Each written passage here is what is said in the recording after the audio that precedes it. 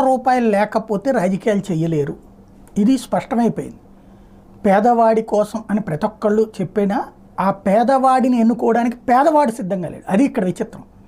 మధ్యతరగతిని వాడిని ఎన్నుకోవడానికి మధ్యతరగతోడు సిద్ధంగా లేడు, పేదవాడిని ఎన్నుకోవడానికి పేదవాడు సిద్ధంగా లేడు. ధనవంతులే వీళ్ళిద్దరికీ కావాల్సి వచ్చింది. దాని పర్యవసానమే ధనస్వామ్యం. ప్రజాస్వామ్యం అంటే ధనస్వామ్యం. సామాన్యుడు సచ్చినా ఎడలేడు. మళ్ళీ ఈ పార్టీలు ఏదో జాలి తలిచి దయ తలిచి ఎవరైనా పేదోడికి ఇస్తే చేయడం. ఇప్పుడు వైఎస్ఆర్ కాంగ్రెస్ పార్టీ వాళ్ళు ఆ మడకసేర దగ్గర ట్రక్ డ్రైవర్కి ఇచ్చినట్టో, లేకపోతే మైలవరంలో ఒక రైతుకి ఇచ్చినట్టో, నందిగం సురేష్కి ఇచ్చినట్టు, గురుమూర్తికి ఇచ్చినట్టు, ఇట్లాంటి మధ్యతరగతి లేకపోతే దిగువ మధ్యతరగతి వాళ్ళకి ఎవరికైనా ఇస్తే వాళ్ళకి వెనకాల డబ్బులు ఆడు పెట్టుకుంటే పోటీ చేయాల్సింది తప్పించి, లేకపోతే అసామాన్యుడు అన్నటువంటి కాన్సెప్ట్ తప్పించి సామాన్యుడు పోటీకి దూరం. దానికి సాక్ష్యం తాజాగా అభ్యర్థులు నామినేషన్లు వేసిన వాళ్ళ లెక్కలు చూస్తే వెల్లంపల్లి శ్రీనివాస్ కుటుంబానికి 22 కోట్లు, కేసినేని నాని కుటుంబానికి